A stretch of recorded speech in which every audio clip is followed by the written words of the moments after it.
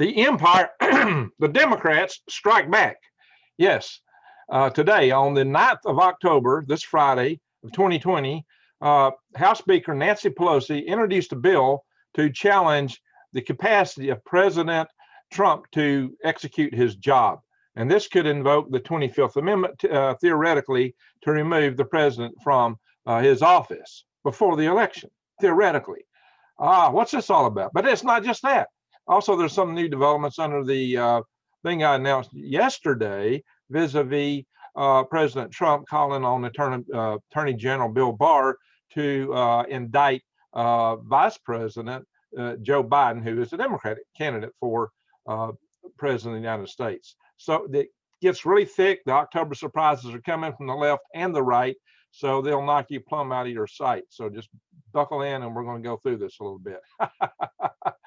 Wow, I'm gonna tell you what. Let me give you some good news. let's look at something. A real quick shameless plug before we get into this mess here is that hey, if you want to do something beautiful here, we're coming into fall and winter season, and you're desiring fresh greens. Microgreens are 40 times more nutritious than what you get out of the store and garden. You go into my link to True Leaf Market, you can find all kind of things. So they got 160 different varieties here. Plus, it changes from time to time, including things that grow pretty quickly. Most of these things make an order of a week, 10 days, and most of that is not sitting under the light, by the way. And if you watch my videos on growing microgreens, you see how it's done, but they tell you how to do it more or less in here too. I would advise watching my videos so you can actually see it, check below in my channel. But look at this. These are beautiful radishes here, these rainbow purple radishes. I love them. Look at this, 6 to 10 days of maturity.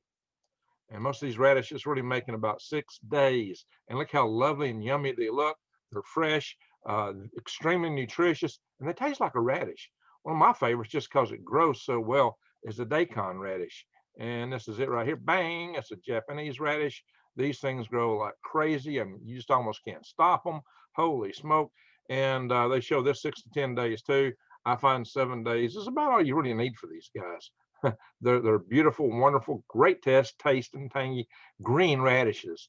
Like I said, they taste like radish. Of course, if you haven't ever tried sunflower shoots or the pea shoots, you've not lived. I like the ones with the tendrils myself, but there's just all kind of yummy stuff in here. They tell you how to grow it with instructions, as they do everything else here at True Leaf Market. Of course, you can get your heirloom seeds. It's organic. You get such a wide variety, and they also give you sell you all the supplies you need to grow these. And you see that I've used these supplies in my channel. And of course, I would say get your garden seeds now for the upcoming spring, because we don't know what's going to be available then. Enough of that for the moment. Bam, I'm back.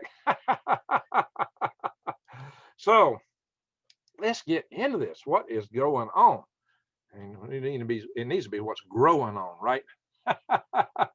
Well, the House Democrats on Friday unveiled legislation creating a panel to gauge the president's capacity to perform his job and potentially remove the president, the commander-in-chief, from his office if he's decided to be disabled. He has a disability. The commission will be permanent in this case. For the bill that they're introducing would be a permanent commission that would apply to future administrations, but it's clear that it's really aimed at President Trump, even though Ms. Pelosi says otherwise in her statements. Yeah, really? Give me a break. Although she does cite, yeah, and this is how you know, she does cite his having come out of the hospital from having had the bug that goes around, and the steroids that it was administering to get him out of there fast. She says these are mood altering, gives you mood swings. Look, these are her claims. You know, we know beyond all shadow of doubt, both parties are going to pull all the stakes they can here toward the end to try to give themselves an advantage in this upcoming election, because it's a close election.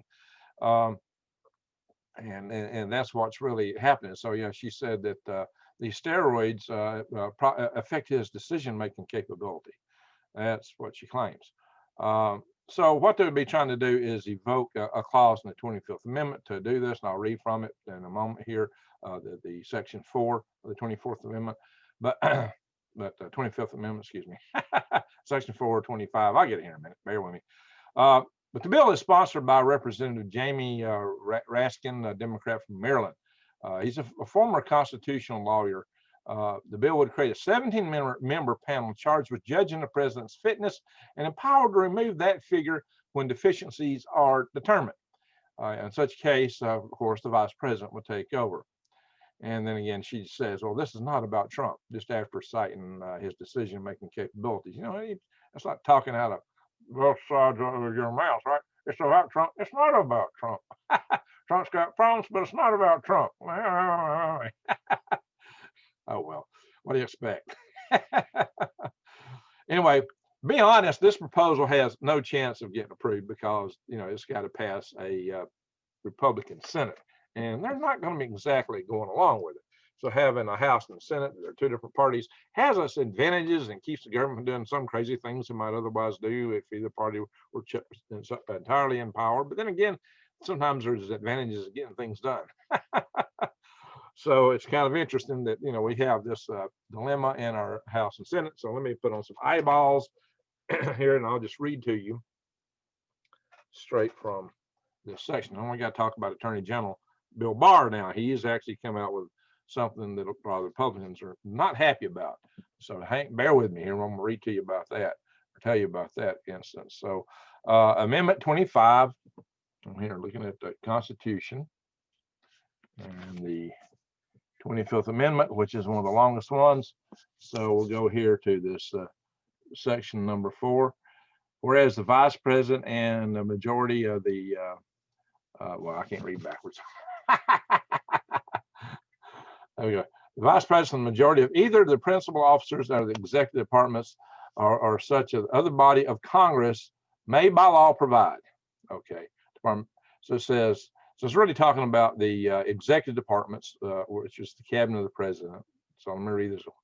Whenever the vice president, let me slow down. Whenever the vice president and majority of either the principal officers of the executive departments, again, that's the presidential cabinet, or other such body as Congress, says or, may by law provide, transmit pro tempore to the Senate and the Speaker of the House of Representatives their written declarations that the president is unable to discharge the powers and duties of his office. The vice president shall immediately assume the powers and duties of the office of acting president. You might remember Woodrow Wilson was incapacitated for a long time. His wife covered it up. His wife, you know, was everybody who wanted to go through Woodrow Wilson went through his wife. A lot of big decisions were made in that time of the Wilson administration. That's how during the period we got our Federal Reserve. We went into WW1. It was a very big time of great consternation. So just to further go into it, you know, this thing with Pelosi is that, again, she's just citing that drug regimen, the steroids. Of course, Senate Leader, Majority Leader McConnell dismissed the whole thing and said it was absurd today. It's all come out. He said that's absurd, absolutely absurd. Again, right here in the last 3 weeks before the election, I think those wild comments should be largely discounted. Well, you know, of course, just a couple of days ago, our president has called for indictment of Joe Biden. But that's going to be more interesting. So let's switch over and talk about that. Attorney General Bill Barr has begun telling the top Republicans that the Justice Department's big review of the origins of that Russian investigation will not be released before the election. This is known as the Durham Report. In fact, he's talking about the 3rd of November. Interesting. I meant 3rd of December. Yeah, he said after the election. The election's on the 3rd of November. So he's talking about after the election. So he's got a U.S. Attorney John Durham working on this report. And it's supposed to contain bombshell evidence containing revelations that they allege were very serious abuses by the Obama administration and the intelligence community probing the connections between Trump and Russia.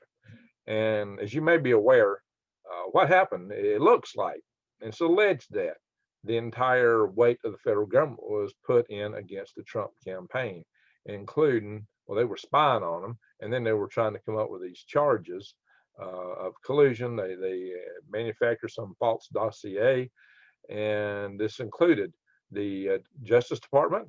It included perhaps the State Department. It included the FBI. It included the CIA and intelligence departments. This is far bigger and far broader, or by orders of magnitude, than what Nixon did with Watergate. Nixon just hired a few chump burglars to go in and break into the Watergate office where Senator McGovern was running his campaign against Nixon.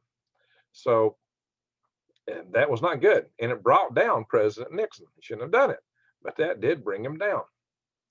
This is far, far beyond that. So it's very interesting that someone would try something that big, that brazen, as it's alleged to be. If that is the case, and if they find that Joe Biden was indeed implicit in these activities, it might be that he's already sworn in for president. But then what would happen from that point, if you don't have a Republican House and Republican Senate, it don't matter what they did, nothing's going to happen. So, if they went around and shot people to get to office, it would probably be ignored from the Senate and the House. Now, we know they didn't shoot people. I don't think they did. Now, Hillary's involved, that might be different. Yeah. Maybe Bill Barr's afraid because she's involved. I'd be very afraid. You know what I mean?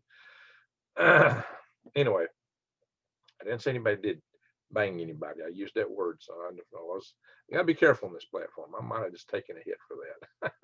I hope not. Gosh, you can't even speak English on this platform. I need to learn another language, Pidgin. We're going to start talking Pig Latin. Outsay. He outsayed him. Outsayed. He got outsayed. He idayed.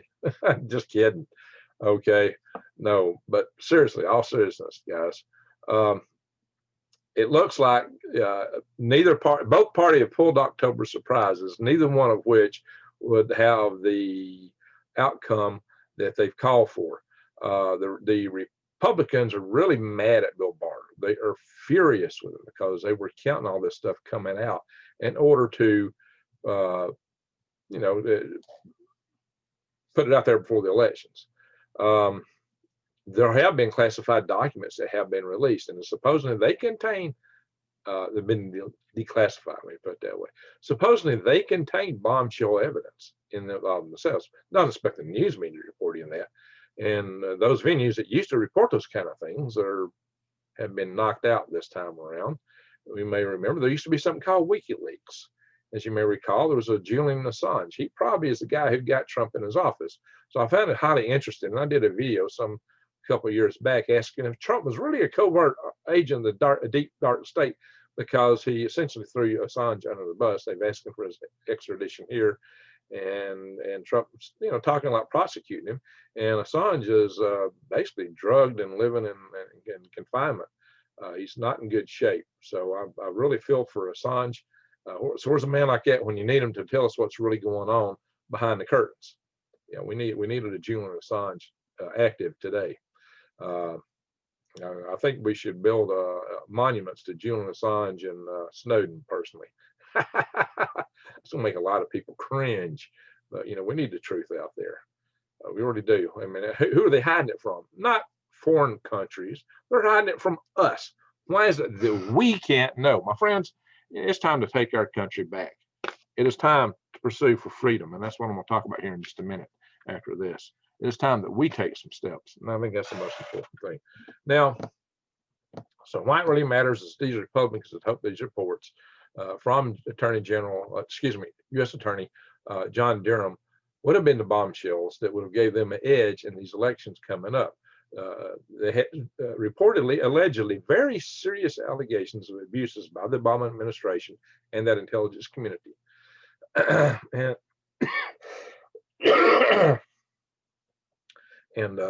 Excuse me. This has been described as a nightmare scenario that it's not getting released until after the elections. Maybe Barr is on the other side of the deep state. Some have alleged that. So some have even alleged that Pompeo is really a deep state. I've heard some interesting things going around in these discussions. So the thing, though, is that still the discussions out there in public space, the discussion from both sides, and now just by announcing these things, they do get it out there a little bit, somewhat, in the consciousnesses of the public. But like I did in my previous video, I said that Barr probably at best with a good October surprise only moves the ticker 1 point one way or the other in favor of whatever party launched the October surprise. But I think our elections are so close that 1 point may be all the difference in the world. Look how close it was with Gore and W. Bush. I mean, it fell down to hanging Chad. Poor Chad. So what's next? Of course, the House is going to pass their bill probably, but it'll never get taken up in the Senate, at least not this administration. The top Republicans are planning to put more pressure on Barr to get ahead of the Durham and temper the expectations for the time of the report's release.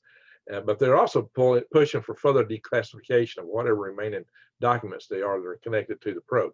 So apparently everything did not get declassified. Apparently there is some more stuff out there. And the White House officials said the following: Bill Barr should follow the instructions of the president to declassify and release all of the documents the FBI is sitting on. Okay, we heard they declassified them, but apparently they did not declassify them all.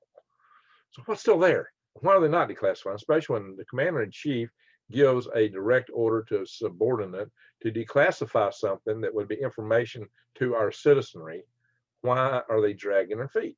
What's going on there? Makes you wonder, right? Again, it gets back to guys like WikiLeaks, and Snowden. Why is it the people? Why does the operations of our government, when they do not pertain to national security abroad, have to be hidden from the citizens of America? We're supposed to be the ultimate bosses. We're supposed to be in charge. We should see it all, no matter which party it's coming from. We should know these things. They should be out there. And the people that release this stuff shouldn't have to flee to Russia or be hiding for years in the Ecuadorian embassy and then get captured later and live in detention. That should not be. That should not be at all. Because there's supposed to be something called a freedom of press. Remember that? Remember that? A freedom of press. This. Wow, what is this? Radical idea. Radical idea. Well, you know what? It just so happens to be in the very First Amendment in the Constitution of the United States. The very First Amendment. Wow. This document right here. Y'all remember this thing? Constitution of the United States. Amendment 1. Of course, it does cover several items in this amendment. Congress shall make no law respecting an establishment of religion. It says that make law respecting establishment of religion. Okay, so I don't mean you can't have religion. It says you shouldn't make law. I think that's been overinterpreted. Or prohibiting the free exercise thereof. Well, now we're prohibiting free exercise thereof because it's caught off and thought, well, I'm not going to get into that. That's not the purpose of this discussion. All right. Or prohibiting the free exercise thereof. Or abridging the freedom of speech or the press or the right of the people to peaceably assemble and to petition the government for redress of grievances. And I keep telling you, you have the right to petition. You have the right to assemble. You have the right to protest. But it does say peaceable in here. So you've got the right to do these things as long as you aren't breaking laws, as long as you aren't hurting people and damaging property. You've got the right to peaceably assemble. You've got the right to petition. You've got the right to speak. And in a country where we vote for our officers, that should be enough. If you convince enough people that you're on the right side, then your thoughts should prevail. If they don't prevail, you're either ineffective in communicating or people just aren't buying what you're putting out.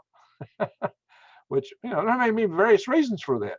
Maybe that means you got to train. If you really think you're right, you need to get out there and rechange your message in the marketplace of ideas. I always believe that we should be able to have tables and debates, and people should talk through things and try to come of an accord or a mind on these things they believe. And I mean, you might change your ideas. Everybody, I've said many times, should put on these rose-colored glasses so they know where other people come from, so they can see things the way they see them. Kind of cute. No, seriously, I gotta have some fun. I'll pick on myself a lot too. It's this long-haired guy talking about all this stuff on here.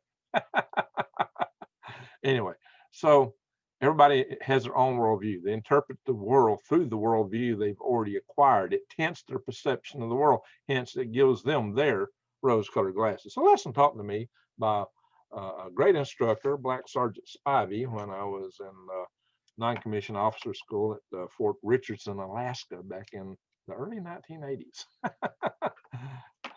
So, if Sergeant Spivey, if you're out there listening, of course, enlisted guys don't slit each other, but hey, lots of respect to him. Good teacher. Sharp man, really sharp man. All right. So my final things, what can you do about it? What should you do about it? All these things in general. Well, you do need to vote. Everybody should vote. I'm going to vote personally in person on the 3rd of November. I'm going to the poll place. I always do that. And I encourage everyone to vote. Vote according to your conscience. Try to become as informed as you can. Some people, hey, well, that's not count. Well, you know what? How can you argue if you're not voting?